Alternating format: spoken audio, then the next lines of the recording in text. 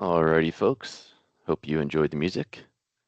Welcome and thank you for joining the Seeds event today. I am Tim Rankin. I will provide tech support for today's event. If you run into any trouble, please use the chat feature to contact me directly.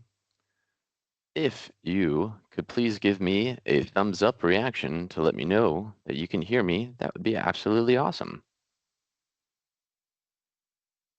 See a few thumbs up there. Thank you one and all. I appreciate that. All right, folks, before we get started, I'd like to go over a few housekeeping rules. Notes, I'll say. Today's event is being recorded. Please note that your microphone is muted by default when you logged in. However, you are encouraged to type comments and questions into the chat. So please make sure to use that chat. All questions asked will be answered at the end of the event. Live captioning is enabled in Teams.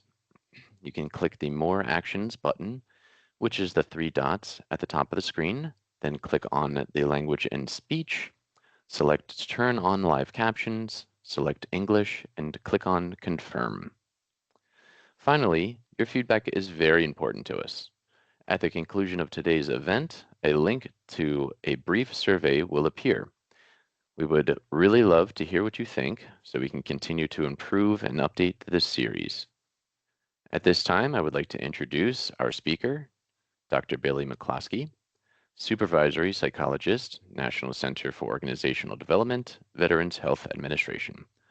Dr. McCloskey, we are honored that you are here with us today, and the floor is yours. Thank you. Awesome. Well, thank you, Tim, so much for the opportunity to be here with you all, and for everyone for setting this up.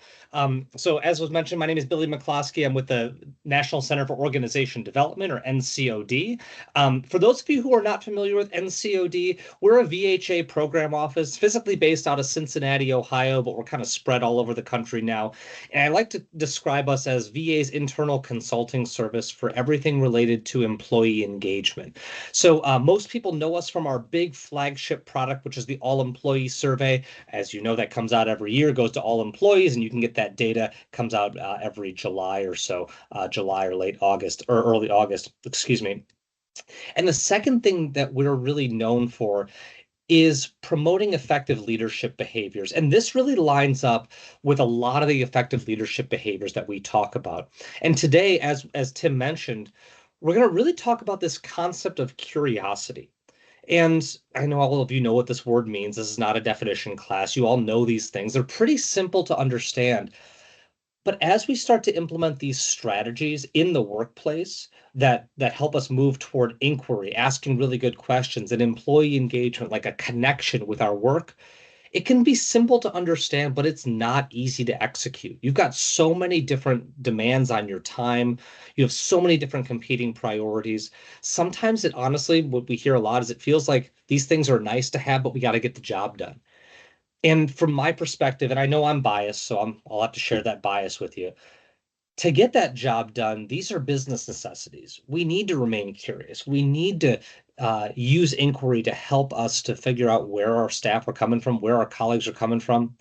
And without employee engagement, it gets really hard to really be productive, not just productive, but happy and fulfilled at work. So I want to say thanks to Tim in advance for advancing the slides. And before we do advance the slides, I'd like to introduce the Seeds program manager, Ms. Navi Abdullahi. If I pronounced that incorrectly, I apologize. Thanks for coming on. Who's going to be monitoring the chat, bringing up questions for discussion if I miss anything. So you may see her popping in and out. And thank you so much for the opportunity to work with you all. So thanks, Navi. And Tim, would you mind going to the next slide? Oh, we've already done that one. Go to the next one. Okay, so with these course objectives, I like to think about this as a course, but it's more of a discussion. So please, please, please use the chat as much as you would like to share your thoughts, ideas, perspectives. We'll be stopping throughout to get questions and reactions as well. But my hope is by the end of today, by the end of the next 45 minutes or so, we'll be able to do a few things. One is to kind of informally, and I'll talk about a couple of formal ways too, to assess the culture in your workplace. And we talk about workplace culture all the time. So I'll talk a little bit more about what, from my perspective, that means. Another thing my hope is at the end of today, we'll be able to think about strategies for building that workplace culture in a way that really does value inquiry, asking and answering questions, and truly values employee engagement. We talk about engagement sometimes. I'll get to this in a little bit, but it often feels like a buzzword for us. How do we create a culture that actually values these things, not just tolerates them or checks the box on them, but truly values them?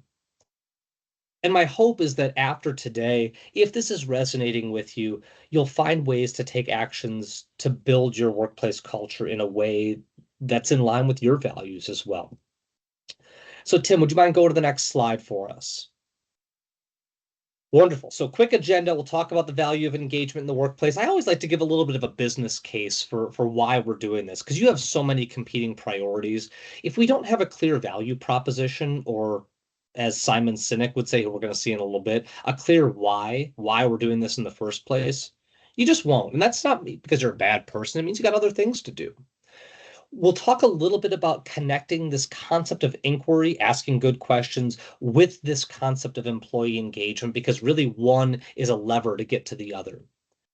And then we're going to end today with some practical tools for applications. And what it doesn't say on the agenda is all throughout, we'll be stopping to ask for questions, thoughts, ideas, perspectives, because sure, you can learn a little bit from the slides and hopefully a little bit from me, but really we want to learn from each other as well. You got 50 people almost on this call. We got 50 subject matter experts in these areas. So please, if you do feel comfortable, encourage you to share your perspectives. All right, Tim, let's move us along to that next slide, which are the key drivers, excuse me, of employee engagement. When we think about the drivers of employee engagement, I mentioned before that engagement often feels like a buzzword in our organization. We've all heard these buzzwords before, like psychological safety, and employee engagement is one of them. Burnout's another one. Pick a buzzword. We hear these a lot, but employee engagement is actually a lot more than a buzzword. Employee engagement is really about being emotionally invested in our organization. The definition underneath, or what it says underneath the key drivers of employee engagement, I really like the way that Nafi, you put this together. It's thinking about things like working together because VA employee experience matters to those who matter most. When we have a good VA experience, we want to come to work. And ultimately, we want this good VA experience so veterans want to receive their care in whatever way possible. I'm in VHA, so that's healthcare. In VBA, that's their benefits assistance. NCA, it's the respect at their final moments. OIG, OINT, all these different areas within VA. We want our customers, however we define them, to have a wonderful experience. We want our staff to have a wonderful experience as well. So when we think about what drives engagement, it's not just this satisfaction. It's a little bit more intense than that. Employee engagement is about being emotionally connected with our work. It's these 5 big things. I like to think about these as like the levers in a machine that we can pull as leaders at all levels to move the needle forward on employee engagement. And one is encouraging open communication. We often think about this, I'll talk about this at NCOD, as employee's voice. And, VA, we do a very good job at collecting voice. We ask a lot of questions. We do a lot of surveys. I'm sure no one in here has been ever subjected to a survey before. Not the all employee survey. That's the best one. Just kidding. We do all these surveys all the time. But in VA, we're not often great at closing that loop with communication. We encourage people to provide their feedback, but often we fall short at circling back and closing that loop. And really, with open communication, it's about listening and responding to that employee feedback. And when we can do that, people tend to feel like they're emotionally invested in the organization because the organization really values what we have to say. The second one and the third one, I think, go hand in hand. A growth mindset. People want to grow. People want to be a part of an innovative environment. Most people do. Most people don't want to be a part of something that just kind of sits stagnant. And when we're focusing in on inquiry, we're focusing in on what people care about. People want to grow. They want to see what's next, not stay in the same spot. And when we actually find ourselves in this growth mindset, we feel more emotionally invested in the organization. Now, the third driver being people focused, I think this is one of the hardest ones. Being people focused is, we used to call this employee growth, but it's a little bit more than employee growth. It's about being focused on the human being. And the challenge with this is that not everyone needs that same type of focus. Not everyone wants to grow in the same way. Some people want to grow by promoting. Some people want to grow with raises and bonuses and details, stretch assignments. But some people want to grow in different areas like training. Some people want to grow in areas like maintaining good work-life balance or blooming where they're planted, as my mom always likes to say. So I think that this is one of the most impactful drivers and one of the hardest ones as well, because every person that we work with wants things a little bit differently. Now, the fourth driver is one that keeps me engaged in VA, which is our mission. Now, every organization has a mission, and my personal opinion is that VA has the most noble mission in the federal government. It's one of the reasons that I continue to work for VA and continue to be emotionally invested in my job. But it's not just the mission of VA that's etched in the wall or that we have to memorize or repeat every single year. It's each of your individual teams has a mission. And when we feel connected with that mission, meaning we know how our work fits into the overall big picture, we tend to have a higher level of emotional investment in our organization. And when we don't have that clear connection to our mission, it gets very, very challenging to see why this work matters. So the mission is one of those key drivers as well. And the last one, last but certainly not least, is effective leadership behaviors, or what we call servant leadership. If we had to boil it down to say like which is the most impactful driver, servant leadership or effective leadership behaviors contributes to more variance in employee engagement than anything else combined. The folks over at Gallup, people have heard of Gallup before, like Gallup polls and things like that. They get a lot of publicity during election seasons, but they make most of their money in the space of employee engagement. And they said that over 70% of an employee's level of engagement is related to the relationship they have with their direct supervisor. Now, we redid that study at NCOD and we found anywhere between about 57 and 80% of an employee's relation or level of engagement is related to the relationship they have with their boss. There's an old phrase out there, you don't quit jobs, you quit bosses. And servant leadership, we end with this as one of the key drivers because leadership, whether it's formal or informal, is one of the most impactful things that we can do to help people to be emotionally invested in the organization. So my thought process around talking about this, um, you know, uh, talking about these drivers of employee engagement is it's not just about satisfaction. Satisfaction is about being happy at work. Engagement is more about being connected at work. And when we're connected at work, we tend to want to contribute. Um, so I just wanted to give people a sense of what these drivers actually look like. So when we talk about inquiry and we talk about what to do with this, keep these drivers in mind. So Tim, would you mind going on to the next slide, please? So when we talk about this concept of curiosity, everyone knows what curiosity is, and sometimes we forget to really engage in being curious. Human beings, we're problem solvers by nature. We see a problem and we try to solve it right away. And as leaders, at any level of the organization, as leaders, when people bring us problems, our natural tendency is to solve it. Our natural tendency is not to think about being curious about what's actually going on. So we get into this kind of pattern of just fixing things. You don't need to raise your hands here, but anyone identify as a fixer? I know I do. If you don't identify as a fixer, ask your spouse or your partner or your friends. If you identify as a fixer, they might have a different set of responses for you. But fixing problems feels good.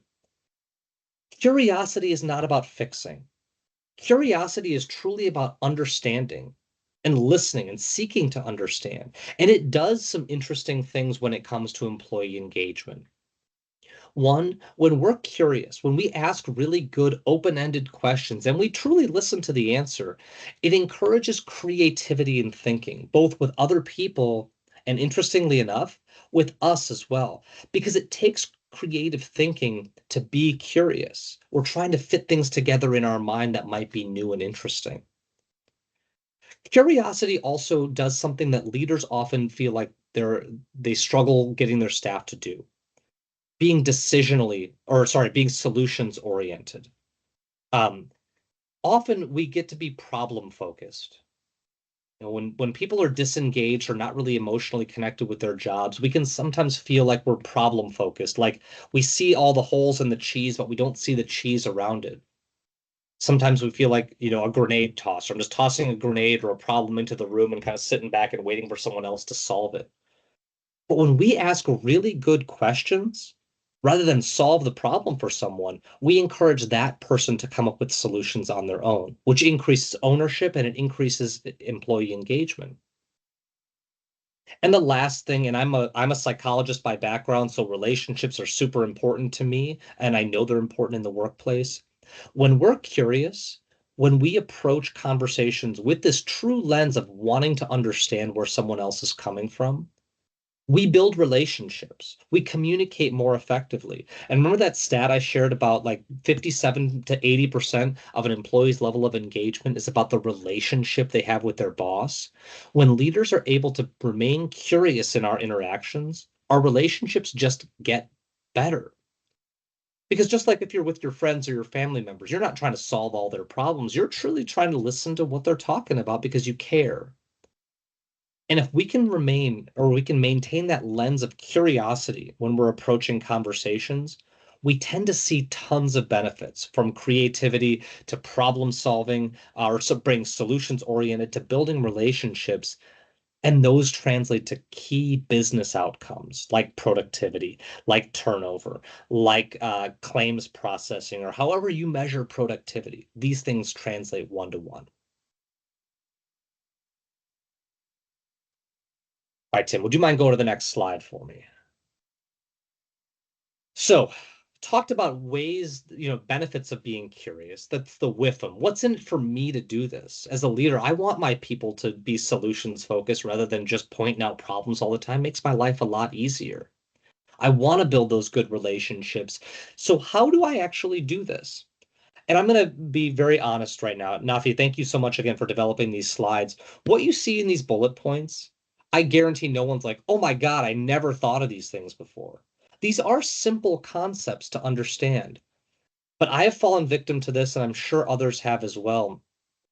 Chief of staff once told me this. Leaders, we fall victim to the tyranny of the urgent, meaning we become firefighters. We forget to do these things because we feel like we've got more quote unquote important or urgent things to do.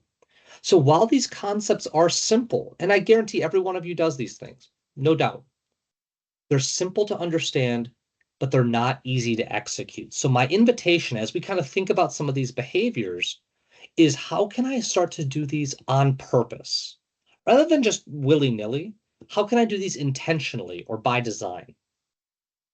So the first one is to ask open-ended questions. And most people know what open-ended questions are. They're designed to open up a conversation. They can't be answered with a yes or a no, date, a time, a place, a factoid of some sort. And they tend to start, excuse me, with our W words, our whats, our whys, our hows. And I always love making open-ended statements. Things like, help me understand where you're coming from, or tell me your thought process for how you made this decision. Now, open-ended questions aren't better or worse than closed-ended questions, but when we ask open-ended questions, we actually transfer ownership of the answer to someone else. And it allows us to really remain curious about what the other person is saying. Closed-ended questions can often shut down a conversation because they're asking for yeses and nos, not elaboration. So the invitation is to integrate more open-ended questions into the work that you're doing with people to build those relationships and to build that trust. Now, number two, simple to understand, very difficult to do, is remaining vulnerable as a leader. Vulnerability as a leader, as a professional, is really tough to do because often people are looking at us like we have all the answers and we can't make mistakes or we can't have problems. And spoiler alert, if you're a human being, and we got 52, hopefully you're all human beings here, we have 52 people in here, we all got problems. We all have challenges. And we can express some of those challenges in the workplace. Now, what I'm not saying is share your deepest, darkest secrets or breaking down and using your staff as your own therapy session. because some leaders have done that, and that's a little bit too much vulnerability. But when we think about being vulnerable, it's admitting those mistakes. We'll talk about mistakes in a little bit. It's admitting those mistakes. It's asking questions. My favorite way to demonstrate vulnerability is to say that I don't know. I don't know the answer. And again, spoiler alert for you, there's going to be times when you don't know the answer. When we say we don't know, we make it okay for others to say that they don't know as well and search for those solutions. Number three, focus on listening. And I think, again, this is something that's easy to say, difficult to do. We are so over inundated with information. I've got three monitors up right now. I've got the Teams, I've got my Outlook, I've got the chat, I've got the slides, I've got my two phones sitting right here. And that only is a part of the amount of information that's coming at me at any given time. And you all are the same way. It's very difficult to truly listen to someone. We often end up waiting, our listening turns into just waiting for our turn to talk. We're already thinking about that next question when we're listening. So my invitation to you, if you're trying to listen to someone, your only job is to maintain eye contact and truly try to process what they're saying. It's a lot harder than it sounds. Um, but it helps us to remain curious because we're getting some more of that information from somebody else. And I won't do all of these. I'll just say one last one. Remaining humble.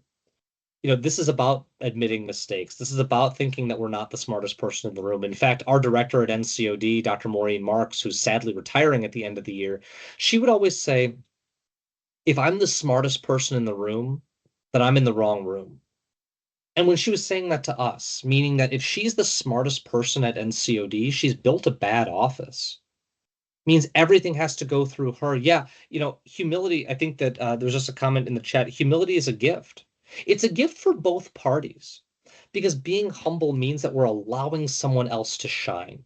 We're uncovering that, we're raising that lampshade off of someone's light. And we can learn as well. We don't know everything. And if you know everything, then you don't need your team. If you're a member of a team, there will be people on that team that know more than you, and that's not a problem. That's a gift for everyone on that team. And I know it's easy to say. I know you're probably thinking, yeah, it's hard to do in person. Yeah, it absolutely is. So how can we stay humble? We listen, we ask questions, we admit mistakes, and we let other people shine. And when we can maintain this curious stance, we tend to build relationships super, super quickly. And I wanted to share this up front because if on the next slide, if we could go to this in a second, I just want to introduce this video real quick. This is a guy, if you've never seen this video, when Tim's able to kind of get us to that next slide, this guy that you see, his name is Simon Sinek. And Simon Sinek is, if you like organization development stuff, employee engagement, give him a watch. We're going to see a little bit of a clip from him today. He talks about this more eloquently than anyone I've ever heard. So if you like this stuff, give him a watch on YouTube. My favorite talk of his is Start with Why or The Golden Circle. Yeah, he is amazing. He's got just this gift for talking about this stuff. So he talks about replacing judgment, which is what we're very, very good at. Human beings, especially in Western culture, we are super good at judging things. I watch Bravo all the time. I'm very judgy, But replacing judgment with curiosity is tough and it's incredibly meaningful in leadership. So I'll let you all watch Simon Sinek talk about this. So Tim, if you could start this up, and then I'd love to hear your reactions and thoughts in the chat. How do we replace our judgment with curiosity? So there's a simple technique. There are simple techniques to do this. One is write yourself a little reminder. Put a little sticky on your computer that says be curious or ask questions. You'll be amazed how well that works. But especially in times when we're judging, especially when we're in groups of leaders, we're in meetings, we can snowball into judgment really quickly. Let's say someone's performance is in decline.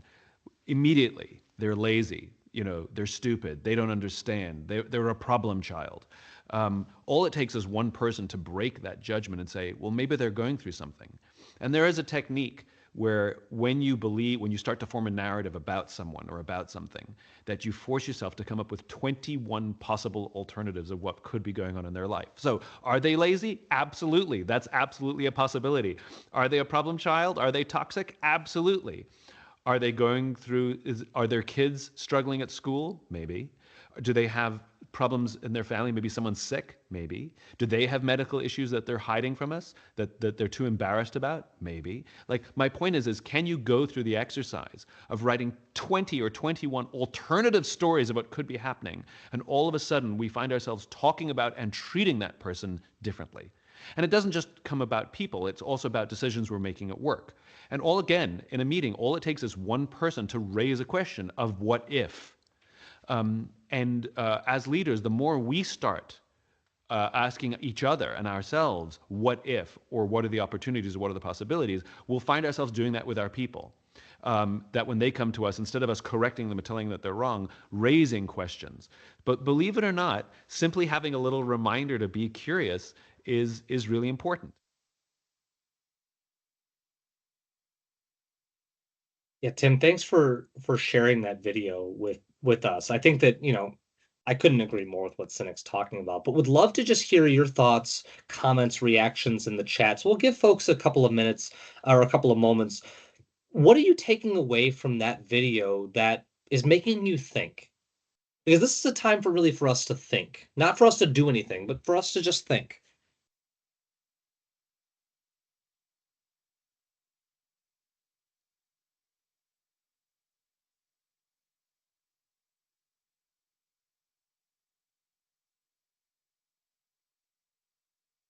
Some people are probably gathering their thoughts. So we have a couple. It looks like Yeah. we have a comment that says, "Don't be quick to make assumptions." Couldn't agree more. Yeah, we all know what happens when you assume. It's a family show and we're recording it, so I won't tell you what happens when you assume, but you all know. But we often do this, and as was mentioned in the chat, these are reflexes. And Cynic talked about this. These are reflexes that come up. This doesn't mean we're bad people. It means we're trying to make sense of a situation. I think there's another comment from Terrence. There are several factors that may influence a behavior. Absolutely. And every one of us, our behavior is influenced by tons and tons of factors every single day. And we often don't know why someone is behaving that way. We make those assumptions. Admitting mistakes to subordinates took time to learn. Yeah, it does take time. And it still is hard for me to do today. To admit mistakes to my staff members or people that I work with or people that I'm mentoring or guiding or trying to support, it is super difficult to do. Makes me feel really, really uncomfortable. And it has value because we all make those mistakes. Christine mentioned if we stop and think, change our type of thinking from automatic to more critical thinking. Yeah, Christine, going back to my clinical days, we call that like thought stopping. The train's just going down the tracks. If we don't try to stop that train, we're just going to hit the wall. If we're noticing that we are making those judgments, I love Cynic's idea of 21 alternatives. I'd invite you to challenge yourself and start with 1 or 2 or 3 alternatives, because often the immediate thought, that automatic thought, is our judgments coming out. It's not a critical thought. It's just raw emotion. Marie mentioned I try to make a habit of giving benefit of the doubt when possible. Yeah, I love that as kind of a strategy, kind of as a personality trait. And there are going to be times, and if I'm very honest, there are going to be people that we sometimes don't give the benefit of the doubt to for whatever reason. Maybe they think differently than us. Maybe they look differently than us. Maybe they've annoyed us in the past. And it's easier for us to give benefit of the doubt to people who we know versus people that we don't. And remaining curious helps us to know people. So I love that from you, Marie. Bryce, you mentioned wondering how we balance giving people the benefit of the doubt, but also not allowing people to take advantage of you. Having high expectations, but also recognizing we're humans with lives outside of work. Yeah, I think that that's a very delicate balance. And when it comes to that, having difficult conversations, just because someone is having challenges at home does not necessarily, or does not mean, I won't say necessarily, doesn't mean that they don't have responsibilities at work. Now, it's different. We can empathize with those challenges. It's also important to maintain high quality. So these are not excuses. I think that they are reasons, and they give us more context. They can give us more empathy. Because if someone is missing a deadline, for example, and we know that they've got challenging things going on at home, it doesn't mean we just let them off the hook. It does mean we work with them differently than someone who said, I don't care about this deadline. That's not meaningful to me. Those are two very different responses. And if we can take a set or a approach of curiosity by asking good questions, we'll figure out those differences and we can proceed differently as leaders. But Bryce, what you're asking again is a simple answer to share, very difficult to do in practice. Exactly. You work with them differently to get to those high expectations because high expectations are fabulous. They're important. We all have high expectations. And we need to work with people differently to help them to meet those expectations. So, so how do we do this? A little bit more. So moving forward, Tim, if you wouldn't mind going to the next slide, we're going to work to connect inquiry, asking good questions with that sense of engagement. We've already kind of touched on these topics, and I want to try to draw a couple more parallels as we start to transition into what do we do about this. So on the next slide, we've got the definition for inquiry itself. Everyone knows what the word inquiry really means, but just to ground us, it's the process of asking questions to seek solutions, improve processes, or spark innovation. It's really, there's a concept called appreciative inquiry. It's like almost like compassionate inquiry. And the key attributes of an effective inquiry is being open-minded for one. I don't know if you've ever had this experience, but no need to raise your hands. We'll keep it anonymous here. Has anyone ever felt like someone asked you the question, they already know the answer, but they're trying to get you, they're trying to trap you in something? That's not inquiry. Again, that's something very different. That's manipulation. So if you're asking the question, we have to be open-minded to whatever answer is coming out. Or we're actually better off not asking the question at all. Because inquiry truly is based in the sense of collaboration, curiosity, willingness to learn. And the focus is not on performance metrics. The focus is not on accountability.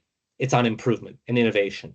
Now, those things can be related, but the focus of inquiry is getting better, is growth, is progress, innovation, rather than pointing out a deficiency.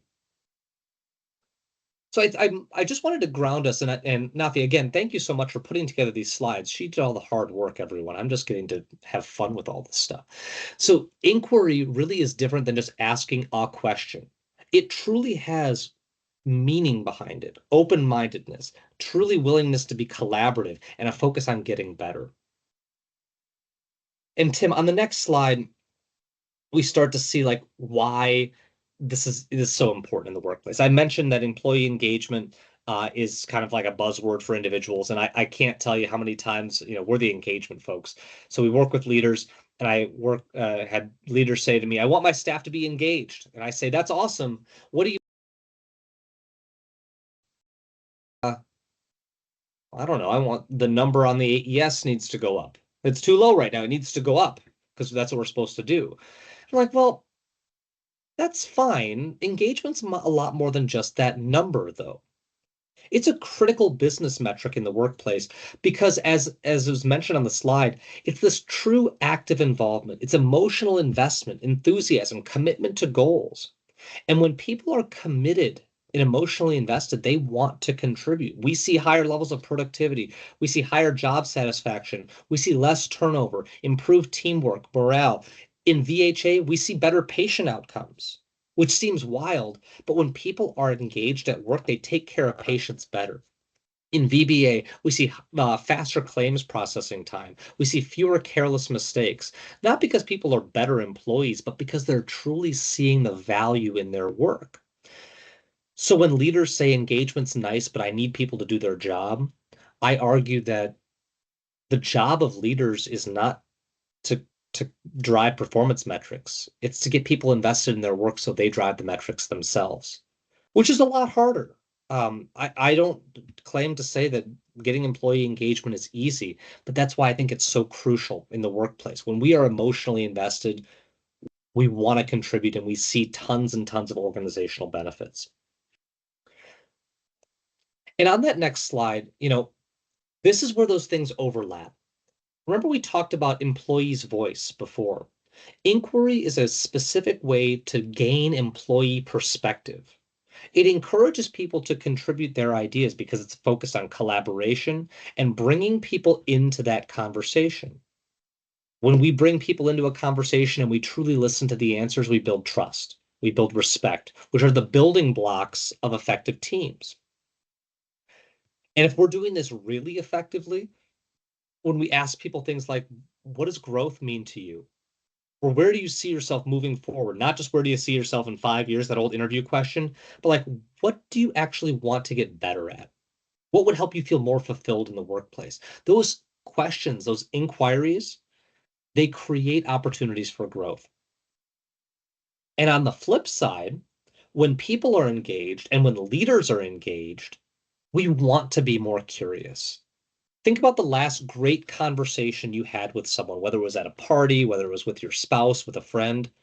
It just sort of flowed, right? You were asking those questions. That other person was listening and asking questions as well because we're engaged in it. We emotionally care about this. We're not checking a box to say, I spoke with my best friend and asked 4 questions. No one cares about that. But when we are emotionally invested, we're motivated to actually ask questions of others, gain new approaches, gain new insights. And as we do this more and more and more, it provides a valuable space to fail, a valuable space to try new things, a valuable space to get feedback. And I know on the slide it says safe space. That term safe space is meaningful, and it's also been really messed with in our society. Safe means that I can admit mistakes. I can say I don't know. I can fail without feeling like I'm a failure. And leaders at all levels who are willing to create that space where people can ask those questions, or we can ask those questions and express vulnerability, not only do they see their teams more engaged, they see their teams highly productive. So on the next slide, I'm going to ask you to reflect for a moment. Again, we talked about this is a time for thinking, not a time for execution. I'm curious, and drop your answers in the chat. From your perspective, how does employee engagement impact productivity as well as morale, success, those things that you care about in an organization? We'll give folks just a minute or so to drop things in the chat. And I'll try not to just stare directly at you while you're typing. That's always uncomfortable for everybody. No worries, I'm here. We can just stare directly at each other, nothing. Yes, that's the engagement piece. Exactly. No, but you said some great things. I was just sitting here like in my zone, like, man, you see me just clapping over here, like you hitting all the points that I just want to hear about employee engagement. So yeah. So we have a couple comments. Okay, so when employees are more engaged, they take more ownership of the product. Absolutely. Yep. I think it's important that we have a voice as employees, when you talked about like that inquiry and, us being innovative and making sure that we have a voice. I think that's important.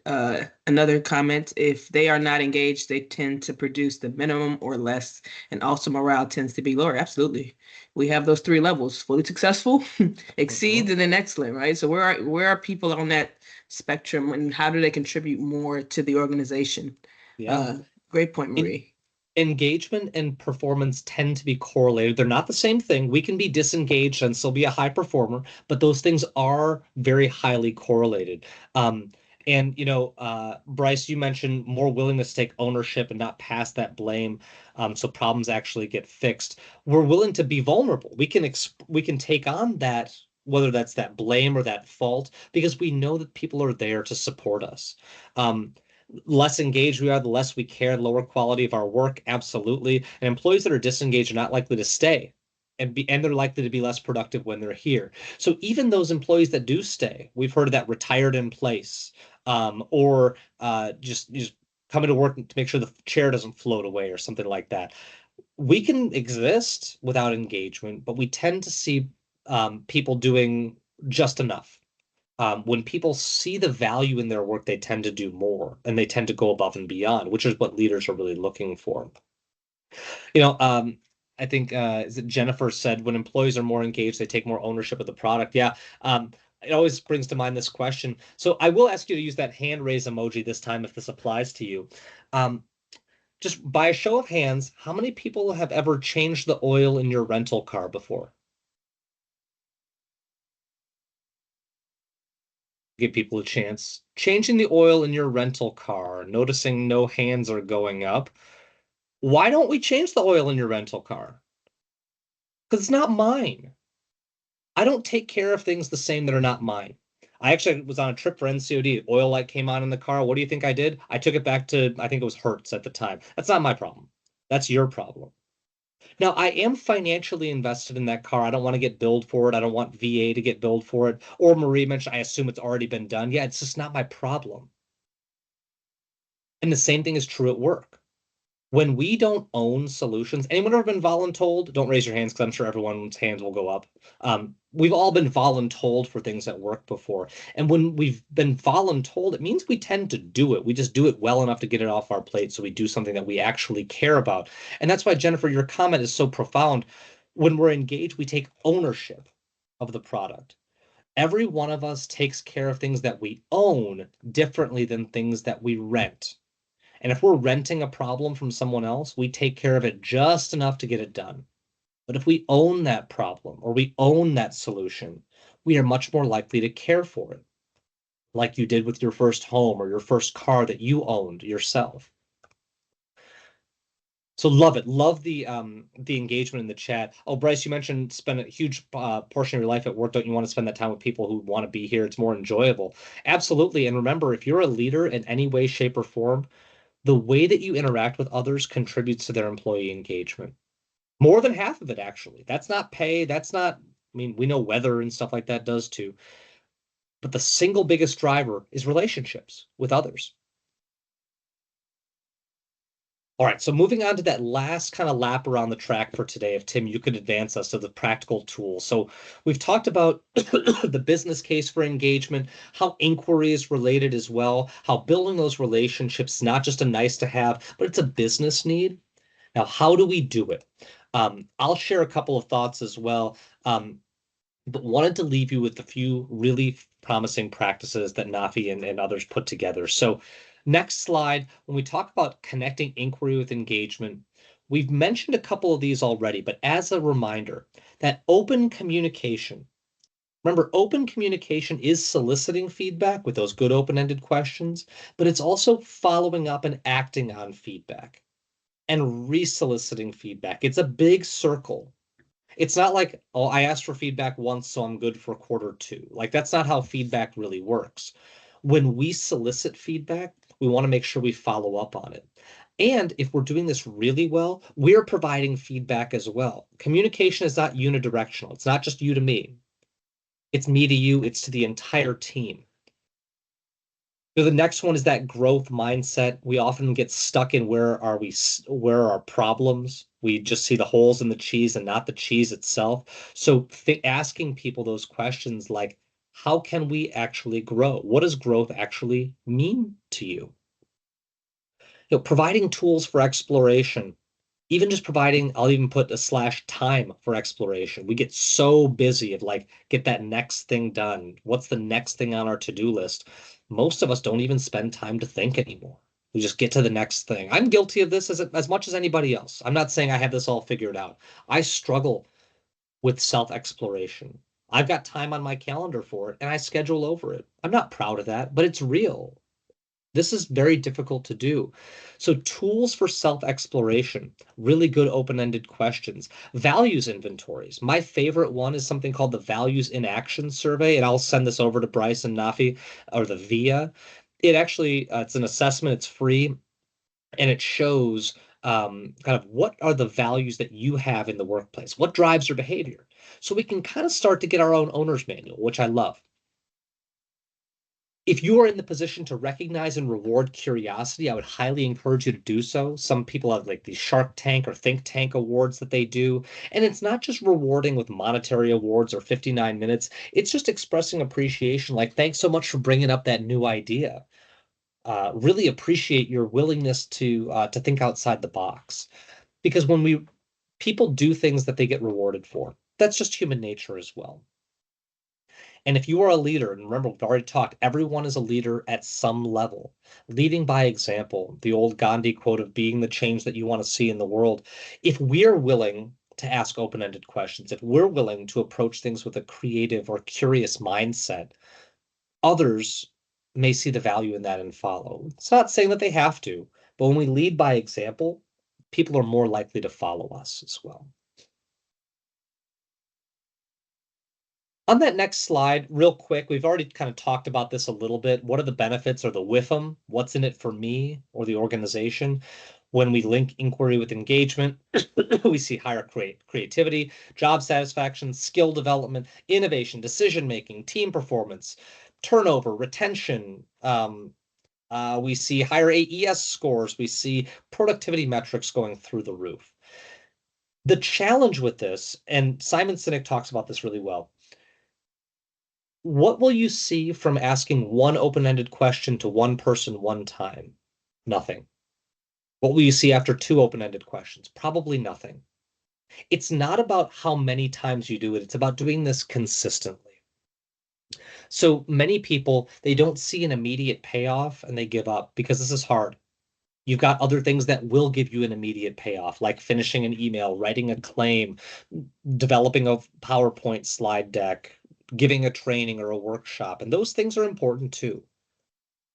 But these may not feel as tangible, but they are just as important, if not more so, than building this culture of employee engagement. So just because you can't measure it right away doesn't mean it's not helpful. So just as a gentle reminder, if you do it once and it doesn't work, that's normal. This is more about consistency rather than intensity. So as we start to kind of close, wanted to talk a little bit about some challenges and solutions. And if Tim, you could go to that next slide. Nothing that we've talked about today is probably earth-shattering for you. If it is, that's also great. Maybe this is the first time really talking about inquiry and employee engagement. It's so wonderful. If not, that's okay too. There are very real challenges to doing this. I'm not going to be all sunshine and rainbows and say, just do these 4 things and you'll be all set. If it was that easy, you would have done it already. But one of the biggest challenges that we see is that leaders lead people. You don't lead machines. And people are naturally reluctant to change. We all are. Even those of us who see the benefits in a change, it's always harder to do something new than to do something that we've already mastered over the years. So that resistance to change or reluctance to change can be a barrier for us. It can be a barrier for our staff as well. Now, this second bullet point really resonates with me. The first time I started or got into a leadership position, I was super afraid of being judged by my staff as not knowing enough. Like, how the hell did he get here? So I thought I had to be this perfect person. I thought I had to know all the answers to everything. I couldn't ask questions. I just had to demonstrate value all the time because I felt like I was going to screw it up. It took me a while to admit that, but I feel comfortable admitting it now that I wasn't a great leader at the beginning, still learning, but I was fearful that I wasn't going to do it right. So if you're noticing, like, I don't know if I know how to do this right, that's normal. And the easiest or the best first step to moving forward is to try it out. You can't kill anybody with this. This isn't like trying out brain surgery. This is trying out new strategies of communication with your team, and you will fail. You will struggle. You may be judged by others. But if we can approach things with a curious mindset, those failures seem to be pretty small. And the biggest barrier, unless you have a DeLorean, is time. It takes time to do this. It's much easier to be a manager than it is to be a leader. It's much easier to approach conversations from a performance standpoint than a curious standpoint. And I know that this takes time. The only recommendation I can share with you here is not letting perfection be the enemy of greatness. Even if you can ask 1 or 2 open-ended questions, or if you can devote 30 minutes a week to reflecting and remaining curious, that's valuable. So time is a very real barrier. Find ways to do this that works well for you if you find it valuable. And as we've got some solutions on the other side, solutions to address some of those challenges, building psych safety in the workplace, doing this consistently, asking questions will build psych safety and trust in the workplace. I've already mentioned set aside dedicated time for inquiry-focused activities. One-on-one meetings are great for this. It's great for this as well. And then if there are educational opportunities, and NCOD can provide some of these as well, on how to do this more effectively. So if this is really sparking an interest in you, and I'm not saying it has to, but if it is sparking an interest in you, there are lots more resources that are available for you. So as we close, just want to go to the next slide real quick to give you one more time to think. You've had wonderful thoughts in the chat so far. Last reflection question that I've gotten, and would love to open it up for any other thoughts or questions that people have, is after today, as you're thinking, what do you want to do to make the workplace more curious or more engaging? Another way to think about this is how can you look through that lens of curiosity just a little bit more effectively? I'll give people a couple minutes to toss some responses in the chat.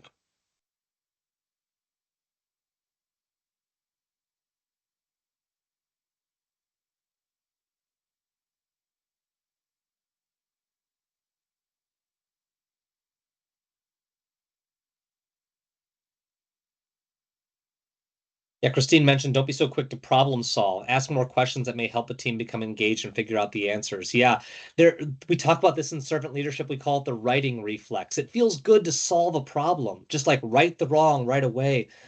Paradoxically, it actually decreases engagement. So if you can sit on those hands, whether I'm doing it actually right now, but if you can like metaphorically sit on those hands, ask a couple of questions, I know that I've been so surprised at how much other people know. And maybe that's me judging, and I'm not too proud to admit that. I've judged people as not knowing enough. If you give people the opportunity to shine, they'll often surprise you. Richard mentioned encouraging them to attend trainings like this where we can actually think. That's wonderful as well. Bryce, you said one of the hardest things is letting go of our ego and feeling like we don't always have to have the answers, seeking more to understand than to just fix it. This is something like I think that we all struggle with, especially compassionate leaders. We don't want our people to suffer. If we can fix a problem, it feels really good. But letting people struggle just a little bit to think and to kind of come up with ideas on their own is a way to help people to grow. And Marie, you mentioned being an active listener, reaching out to peers for ideas and things we might think we do well already to continue to improve. Oh, I love that. Marie, you're kind of reading my mind here. I'm more of a strengths-based coach. I do a lot of executive coaching, and I'm more of a strengths-based coach than a weakness-based coach. We are a very deficiency-based culture. We look at where we're not performing well, where we're screwing up, where we're struggling. And we don't often reflect on all the wonderful things we're able to do. So Marie, by reaching out to see what are we doing well already and how can we continue to get better is a way to make things really engaging. Very few people like working on things that they're crappy at. We got to do it sometimes. But when we can integrate some things that we love and that we're already good at into our workday, it gets a lot easier to come to work. So in closing, just wanted to say thank you to all of you, especially to Nafi, to Bryce, to Tim for running the show today. And if Tim, you could go to that next slide, or second to last slide here. This quote by Ken Robinson, not much to unpack here. Just when we're curious, we achieve a lot more. And curiosity is a choice. I'm not saying we do it every single day. There are days when you just don't feel like being curious. Doesn't mean you're a bad person, it means you're a human being. But if we can lean into curiosity, we not only build engagement, we build super high performing teams. So I wanted to thank you all again for the opportunity to be with you today. Nafi, thank you so much for manning the chat, for putting together these beautiful slides. If you like the slides, it's all Nafi. So literally, I'm just here to run through them with you. And I know we've got a couple of minutes left. I want to be respectful of that time. So if you do need to drop, feel free. I'd love to open it up for any other last minute thoughts or questions that people do have as well. And just before people do drop, again, thank you so much for the opportunity to be with you today. So open it up for any questions that you've got. Yes, and as the questions come in, again, thank you so much, Billy. I feel empowered. I don't know, I feel recharged. Like, I feel like I'm about to go to Bryce and say, hey, we need to do some engagement. I don't know, I just feel empowered after this training. It was definitely a topic that we've needed to do in a long time, and I appreciate it, especially as it relates to AES and how those scores just came out. So definitely a great training. Just to let everyone know, I will be sending out a follow-up email with the slide deck if you are inclined to what I created. We will also, if again, Billy he just took the words out of my mouth. He put his information in the chat. Definitely feel free to reach out to him. I know we only have about 5 minutes left, so we will close the session out. And again, I appreciate everybody joining this session. And again, thank you so much, Billy, for your insight in this topic. I will pass it over to you, Tim.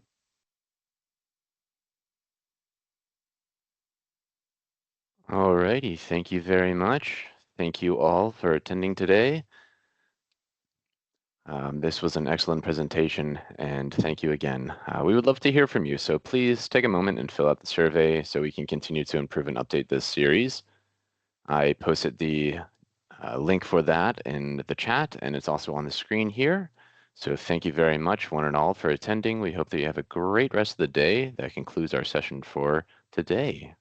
I'm going to leave the room open for just a few more moments so you can grab that survey link. And again, please take the time to fill that out as it helps everyone get better to serve for you. Alrighty, folks, thank you so much. Take care.